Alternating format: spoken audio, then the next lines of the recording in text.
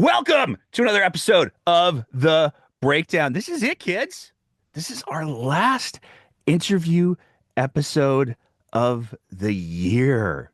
2024. It's been a wild ride, and we're gonna just do things a little bit different because we're sitting down with the prognosticator of Alberta politics to try to get a sense not just of where some of the bigger issues in the realm of Alberta politics are going to go, but we're gonna kind of dial back and have a bit of a macro conversation today, hopefully, if she tolerates me. About the future of political conversations in Alberta, in Canada, and realistically, probably in North America as well. To do all of this, very excited to welcome back to the program a professor of political science at the University of Calgary. She has the Substack. I want to make sure I get the name right, which is particularly apt for the conversation that I'm hoping that we're going to have today. The Substack is called "What Now?" Question mark, exclamation mark, question mark. Very excited to welcome back to the program Dr. Lisa Young. Dr. Young, thank you so much for joining us today. I'm happy to be here. And, I'm a little anxious with this whole being the last word for the year. Yeah, no pressure. Everything's riding on you. Okay. So, there's two conversations that I want to have with you. The first one is I'd like to get a sense of what are the big issues that you are looking at, that you're going to be following as we head into 2025, which will be the year of peaceful and respectful discourse, I'm sure. And then I want to have a conversation about the actual conversations and how the conversations are had.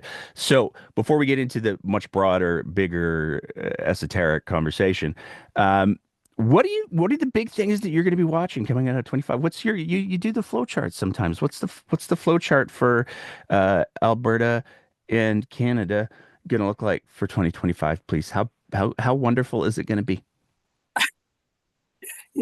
If I was drawing a flow chart, there'd be like question marks, maybe explosions, those sorts of things. I'm feeling a little daunted about the whole prognostication thing because the world is the world's a mess. And it really strikes me when you ask the question, what's coming up in Alberta politics? A lot of my answers don't actually have to do with Alberta. For the last several years, Alberta has really been this sort of political system unto itself that has been interesting. We've got our internal dynamics. It's been, a little bit of a soap opera to follow along with. And so I've been really focused on Alberta as such, almost as a closed system. But it strikes me that the world is really just impinging on our politics here in Alberta in really profound ways. And so I think that 2025 is going to be a year where my Substack is looking at what's going on south of the border, what's going on in federal politics, and how it relates to Alberta. How are we responding to these really profound challenges that are going to hit us, are already hitting us? How dare they mess with our little microcosm?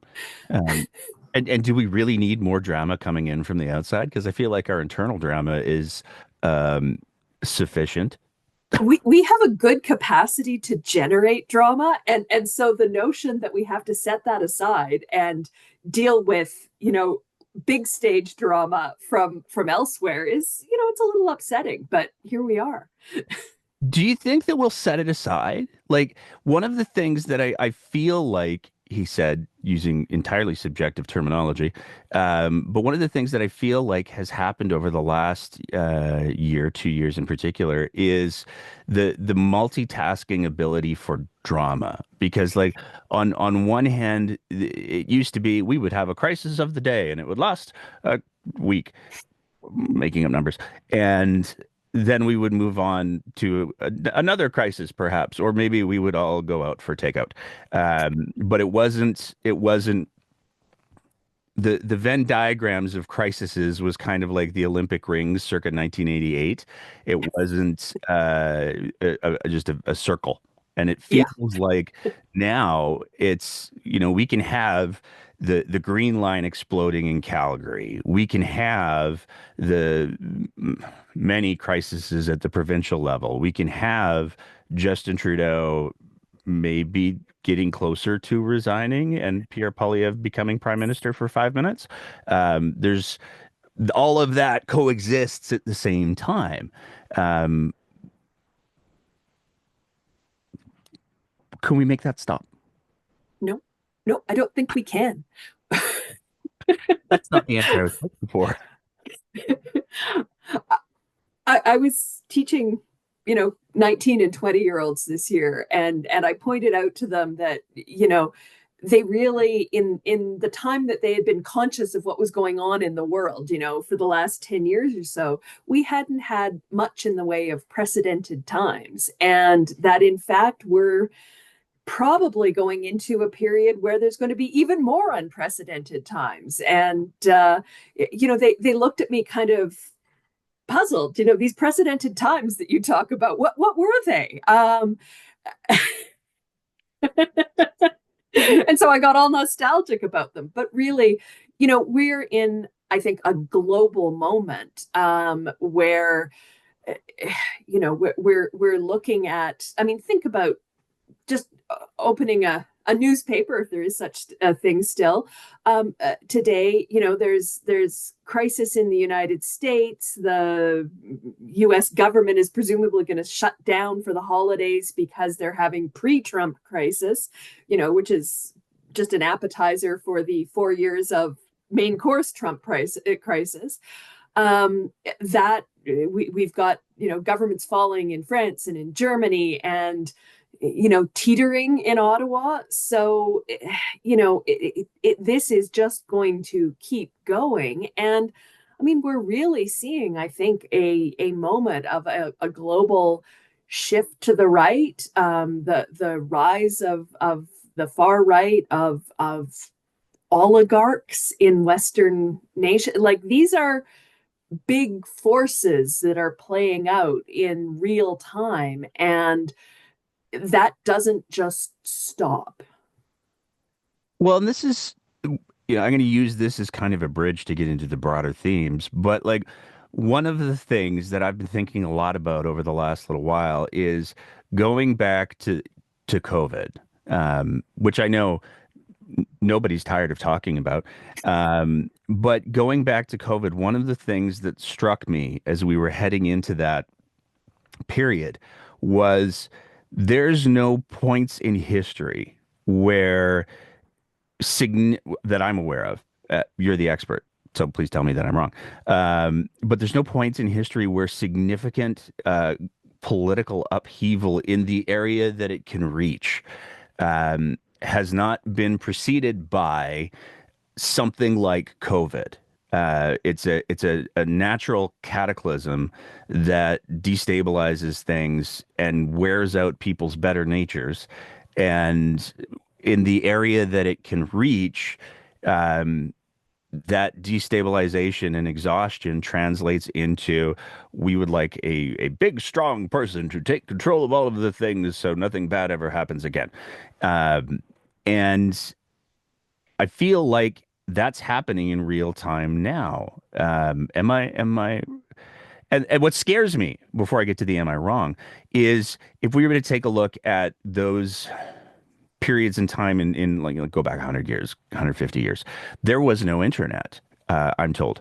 And so the reach of these crises, the reach of the frustration, just by nature of the fact that those communication networks didn't exist, was less, and things still got really, really bad. The reach of these things is now global. And so I think, as you highlighted with the German government following and other governments following, Ottawa soon to follow, um, we're going to see global pieces of this. Am I wrong? No, absolutely. And I think the internet absolutely is a factor that makes this, it makes things move faster. It's allowed for the rise of really kind of a global movement, right? That we're seeing getting hold of power in various places in the world. So the interconnections are greater than they've ever been. I think the other piece of this is that, when we went into COVID, there was another slow moving crisis under the surface, and it's climate change. And so these pieces are all interrelated in ways that, it's really hard for us to grasp. But, part of what's um, contributed to the rise of the far right in Europe, and arguably to some extent in the United States, has been global migration, and that is not entirely a product of climate change, but it's at least partially a product of climate change. And that's a pressure that is not going to go away. And so, all of these things come together into a moment of crisis that in some ways looks very familiar. We think back to the 1930s. There's real similarities here, but it's also profoundly different because of these factors, globalization, the internet, this sort of existential threat to the planet. We had a conversation with Dr. Dwayne Bratt, and he said something that I found like profoundly chilling. In a way that like I've said for a few years now, Canada, the United States, North America, we are not prepared for when all of the places that have like this much difference between sea level and all of our crops, when the water levels start to rise there, we are not prepared for the influx of migration that's going to happen. And Dr. Bratt, he made it scarier for me because he brought up the reality that if Donald Trump goes ahead with his deportation plans, there's only two borders for which to push people through. And when he's talking about forcing out, I think it's 5 million people, um, that's there, he's built a wall partially down south, so I don't know how many he's going to be able to push through there. And as everybody spent the last couple of weeks highlighting, there's this really open border north of the United States. So it's not inconceivable to say that if he goes ahead with those plans, the population of Canada could suddenly and drastically increase by 2.5 million people at least, um, who are all refugees of Donald Trump, which is such a dystopian and wild statement to make. Um, I hadn't thought of that. I liked having not thought of that. Yeah. And there are people who love to dismiss academics like Dwayne and me as being lefties and having all of these sort of crazy conspiracy theories like this. But the first person who started talking about the pressure on the border that I saw publicly coming out from Trump was none other than, wait for it, former Alberta Premier Jason Kenney. He was, immigration minister, and he follows these things. And, he talked to the Globe and Mail's Kelly Kreiderman about this. And I read that and thought, it had been in my mind, but I read that and thought, okay, I'm not, it's not ridiculous to be thinking about this. And, I've been thinking a lot about what Canada is relative to an authoritarian America, right? And um, I taught a class this year where we asked the question, is democracy in peril? And one of the things I had the students do was to look at some of the fictional accounts of America, falling off the edge and becoming authoritarian. So some of them watched The Handmaid's Tale, first couple of seasons of that, and some of them watched a David Simon miniseries of The Plot Against America, based on a novel. And in both of those, Canada plays a bit part. It's the place where characters go to escape from an authoritarian America, right? We remain this, small L liberal bastion where people can go. And I think that in the American imagination, that's what Canada is going to be, right? It's the place that took the draft dodgers. It's the place that will take the liberals who protest against America. And I think that this is probably too optimistic, that an authoritarian America probably doesn't allow Canada to become that kind of a haven, but it does become a place to export problems. And that includes illegal immigrants. So, in a weird kind of way, the premiers aren't wrong to be talking about patrolling the border. But realistically, what can we really expect to do? Well, and it's that assumption of Canada is, I'm finding more and more one that is maybe viewed through rose-colored glasses, because I think back to some of the conversations that I've had with you, with Dr. Bratt, with Dr. Jared Wesley, and that it has not, it still feels profoundly uncomfortable to say, but with each of the three of you, there has been conversations about a creeping fascism that's coming to Canada, and Alberta in particular. And that's so dissonant with my view of what Canada is. It's obviously very dissonant with the view of Canada that you've described in those circumstances. But like, I find myself going, um, perhaps Canada isn't going to be quite as much of the good guy as people would like to think. Am am I am I wrong? Uh, my sense is that we probably won't be that good guy, right? This notion that we have of ourselves as small L liberal, I think, is being contested right now in all sorts of ways. And I think the shift that we've seen in the conversation about immigration in Canada over the past year is really sort of emblematic of that, right? That all of a sudden we are anxious about immigration in a way that we've never been willing to say out loud. And so I think this does test our small L liberalism around this. And, something I said a few minutes ago, that this is a global movement, right? Trump isn't just an American movement. He is part of a global movement, and it's got all sorts of differences and contradictions and so on. But we're certainly seeing it play out in Canadian politics. But all of that having been said, even if we did want to, assert ourselves as that small L liberal place, that assumes a degree of autonomy relative to the United States that I'm not sure we can assume we have. We will be allowed to remain liberal if it is convenient to an authoritarian United States. Will it be? Who knows, right? I mean, this is a this is a future I cannot flowchart. Um, you talk about the movement. I'm curious, given the direction that the United States appears to be going, and it's not I'm not sure that the Rubicon has entirely been crossed as of yet. I think there's definitely some toes that are getting wet, but eh, um, is there, looking at history, are there any examples that you can think of where there has been that creeping fascism, where we're talking about the United States, whether we're talking about provinces, whether we're talking about other countries? Have there been any examples where that rhetoric, it seems like here's the question that I want to ask.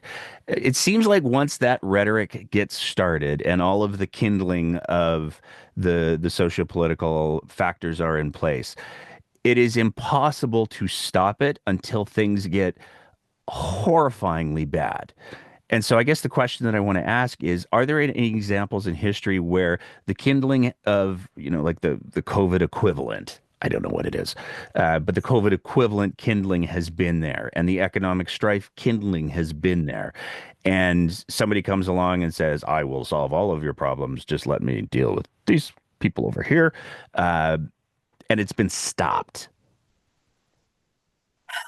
I don't really feel qualified to answer that question. I don't think I have the, kind of the scope of history. The one thing I'll say though, and I'll go back to COVID. In the early weeks of COVID, there was this document sort of circling on social media where people talked about flattening the curve, right? That was where that phrase came from. And there was a line in that that has sort of rattled around in my head ever since. If we get this right, if we're able to actually flatten the curve, achieve this, it, nobody is going to appreciate it because saving a country, the world from something that almost happened but didn't, nobody really appreciates how bad it could have been, right? And I think that's true as well with these sort of authoritarian moments. And we can point even in the sort of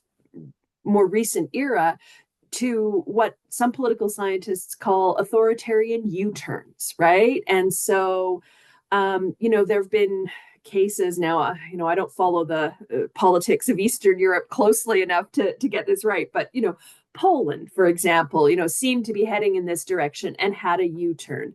The United States was awfully close. I mean, we talk about Trump's win as a landslide, but it was like by that much. It was pretty close to a U-turn, right? I mean, these things aren't necessarily inevitable, and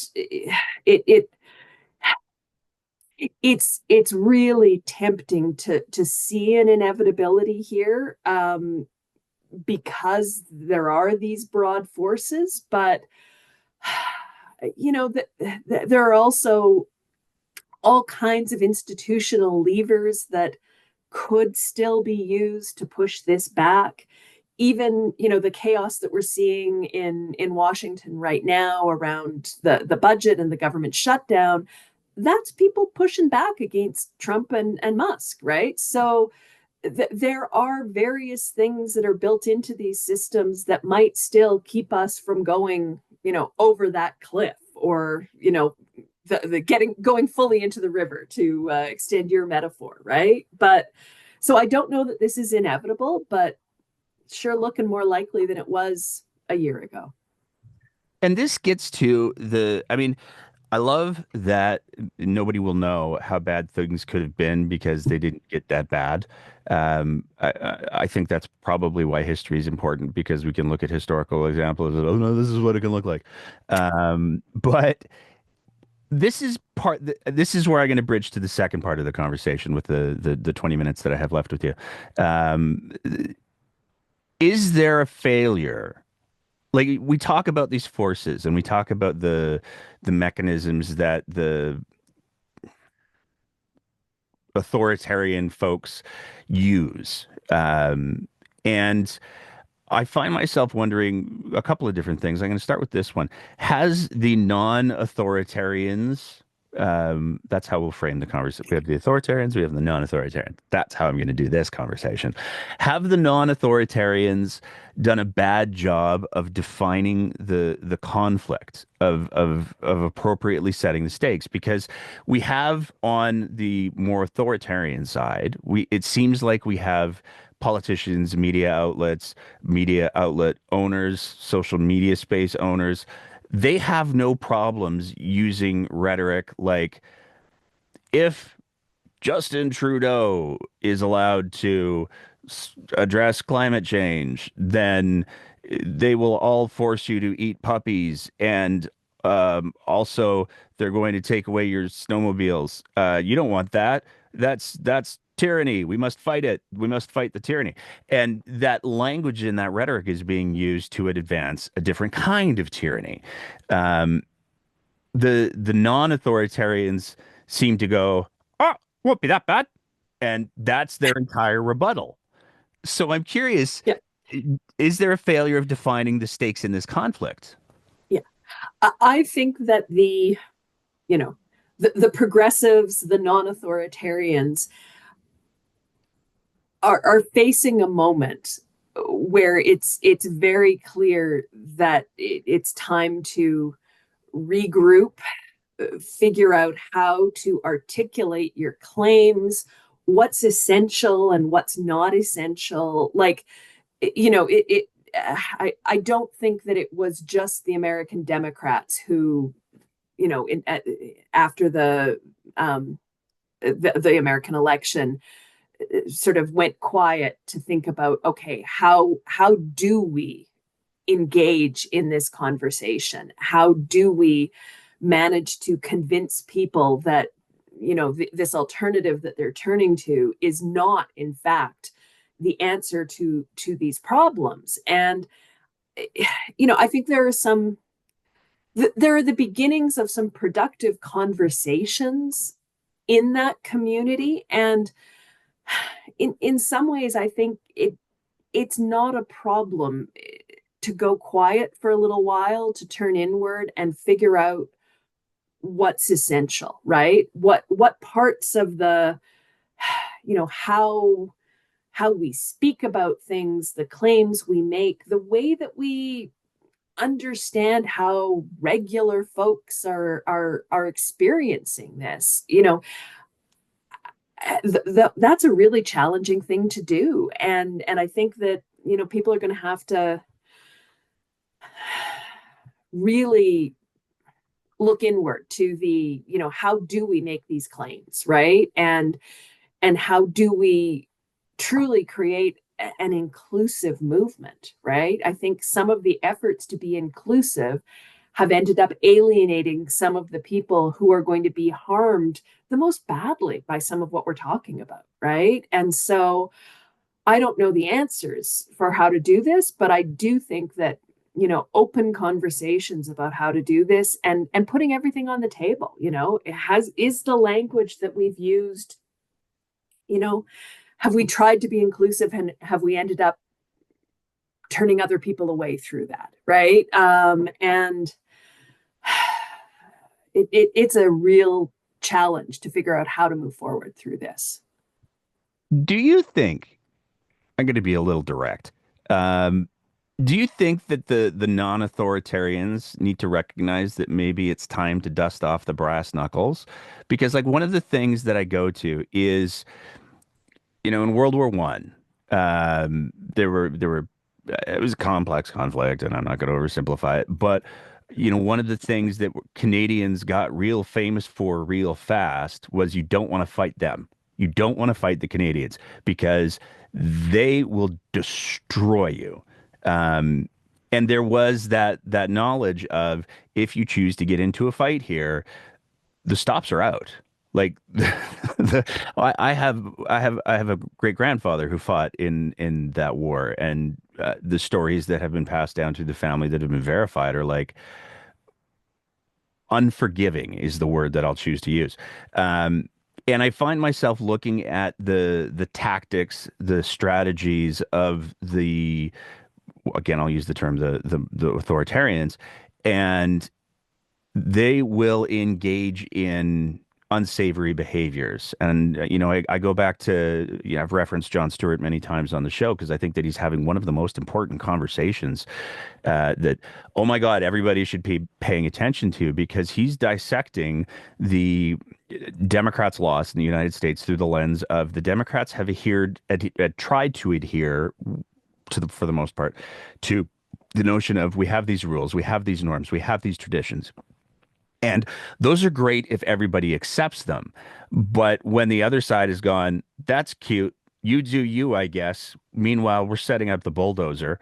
Um, those norms and traditions and rules don't stop the bulldozer. So is it maybe time to get a bulldozer as well? Because and the example that I used in our pre-interview conversation was if you say, "Oh, we're gonna have a knife fight. I'm gonna bring my knife," and the other guy shows up with a nuclear weapon, I know who's gonna win. Does the left, the non-authoritarians, whatever we want to call it, um, need to disabuse themselves of the notions that these rules and norms and traditions are going to protect not just them, but the institutions that make society function? Yeah. The the incredibly difficult thing about setting out to defend democracy in the face of democratic backsliding, which is what we're seeing in the United States, where there is a democratic mandate being given to somebody who is going to behave in a way that violates democratic norms. So the dilemma here is that to say that you're going to meet that force on the ground, on the train that it has defined, is that then you're no longer respecting democracy, right? So let's go to a really, at some level, trivial example, right? Somebody asked Joe Biden yesterday if he was going to go to the inauguration, and he said, of course I'm going to go to the inauguration. The only former president who hasn't gone to the inauguration is, that guy, right? The one who's going to get inaugurated again. And at one level, I can imagine what Jon Stewart will have to say about it, and I will appreciate it, because it's maddening, right? To say that, here's this guy who is going to presumably wreak havoc as soon as he is back in power. And, so attending his inauguration is giving him legitimacy, right? At the same time, if you believe in democracy, then you believe in the peaceful transition of power after an election. And there is no reason to believe that this election was in any way illegitimate. And so if you defend democracy, then you have to show up for the peaceful transition of power, even though you know what is coming. And so this is this profound dilemma. And it means it forces the non-authoritarians, the progressives, to be defenders of sort of a status quo, right? To be small c conservative in that sense, which isn't necessarily a comfortable place to be. But if you start violating those norms, then you're just throwing the whole thing out. And then the question is, okay, can you win the Civil War? And my money is not on the progressive left winning that Civil War. Well, for a lot of good reasons.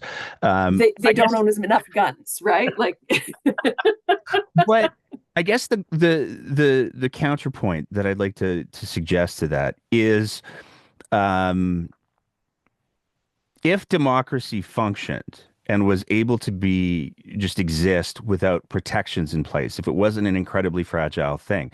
And I think democracy is at its core a very fragile thing, because I think at its core, democracy relies on the people who are engaging with it doing so in good faith.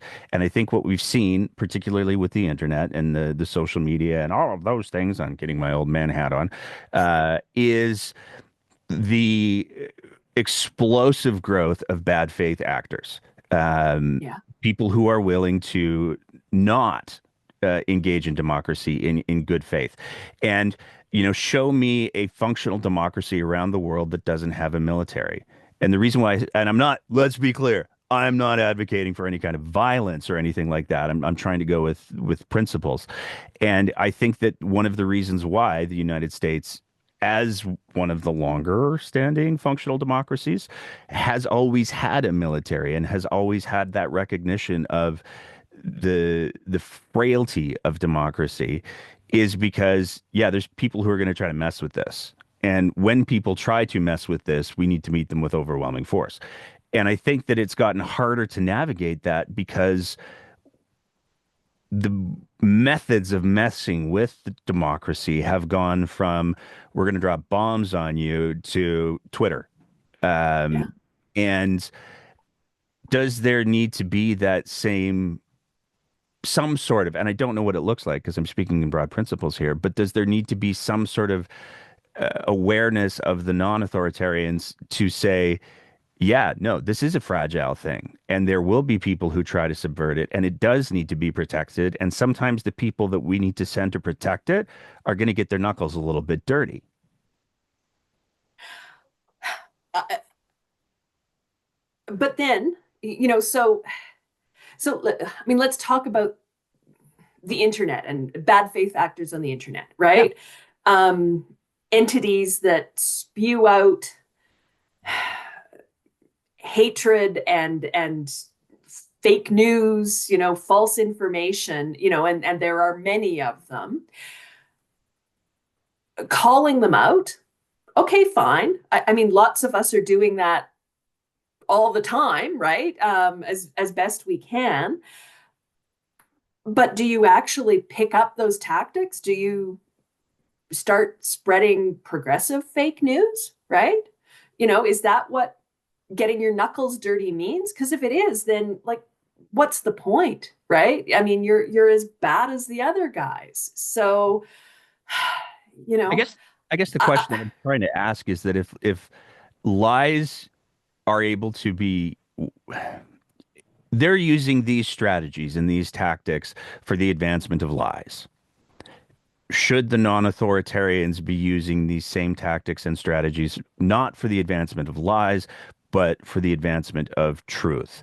Like we see the rage farming and the manipulation of social media. I go to how and I've mentioned her many times on the show before. Maria Ressa has documented the strategies that can be used to push forward lies. I guess the question that I'm asking is, do the non-authoritarians need to recognize that they need to start using some of those strategies to push forward the truth? yeah.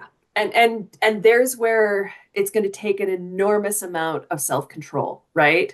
Because it's so easy, you start using the strategy and at what point do you twist over and find yourself, on the wrong side of this, right? And so I think it does demand enormous self-discipline from the movement, right?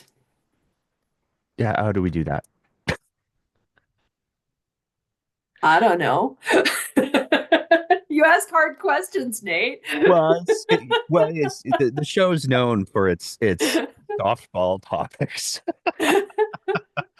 But like I am curious, do you think that such a thing is possible? Because the two options that I see available to us at this point with my incredibly flawed lens is either the non-authoritarians have to figure out how to turn this into a U-turn moment for authoritarianism.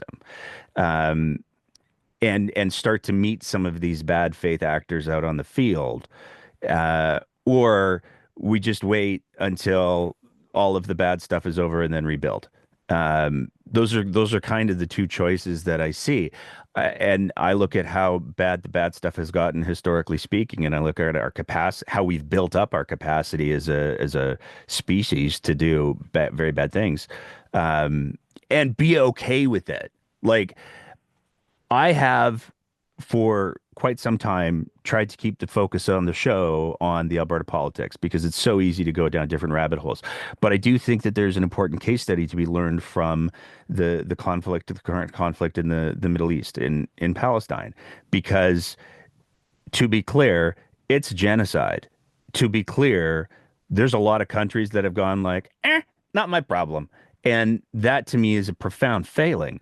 And so I look at that if we have the capacity to have like I go on Twitter, it's still Twitter. I go on Twitter and I see images semi-regularly of children and infants and horrific injuries. Um, and I know I'm not the only one seeing those, but even despite those images, countries of the world are going like, not my problem.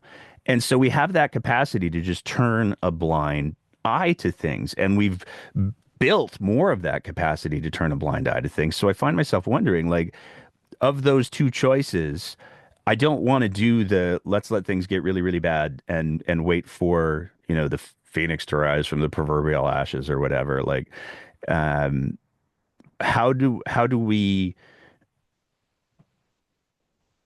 here's the question. I went with the nuclear bomb metaphor, bringing a nuclear bomb to a knife fight.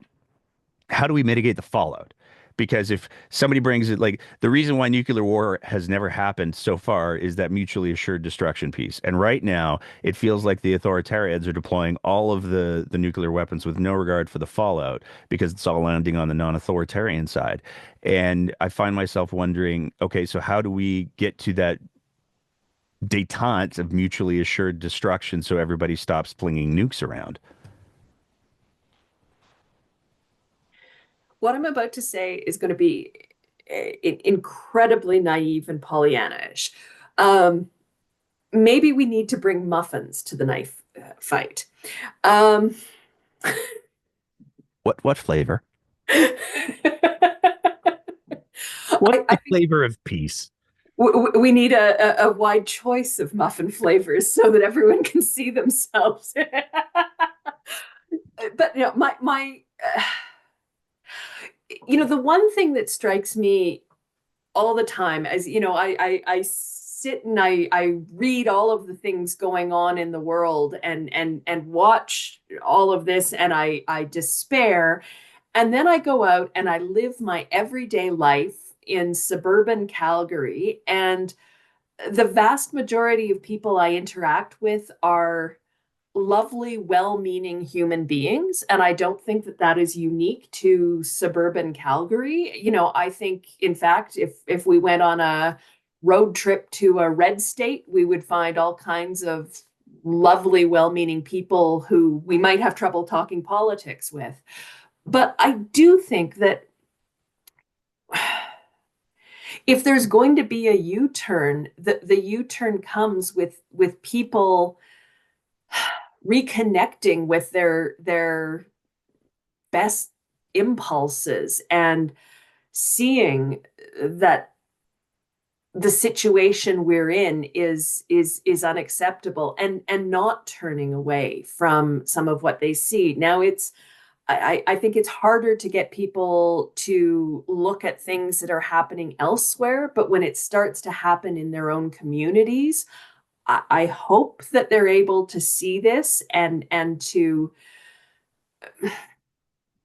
say never again. And I do think that if what we see in the United States, the deportations, how that plays out, I hope that that helps people reconnect with values. Now, again, that may be overly optimistic, that may be Pollyanna-ish, but I don't know that the alternatives are much better. So, it was a long way of saying I don't know, but I really do still hope for the best. I mean, that's not a bad thing. Uh, and I think that there has to be that sense of optimism because, and this is where I think it's, to reframe what I just said in my last 2.5 minutes with you. I think having the being guided by the optimism for everybody as opposed to the profit of the individual. I think that at the end of the day, it is Pollyanna-ish, it is naive-ish because it sounds so good. But I think at the end of the day, that's where all of the major positive changes in human history have come from. It is that pursuit of the greater good. Um, so I don't disagree with you on principle in any way, shape, or form. I'm just trying to navigate the tactics to get that done. Yeah, no, and that's fair. But hey, this means that we can end the year on uh, an optimistic note. Well, and here's the thing that I want to say on that, ending the year on an optimistic note. There are so many good people, and I think that your thing about the community is right. And this goes back to what I said in the conversation with uh, Chris Moen and Andrea Willman. I think that the reason why people are drawn to the darker elements is because there has been a failure of a value proposition. There has been a failure of communication to say, no, this is still good. These are the reasons why.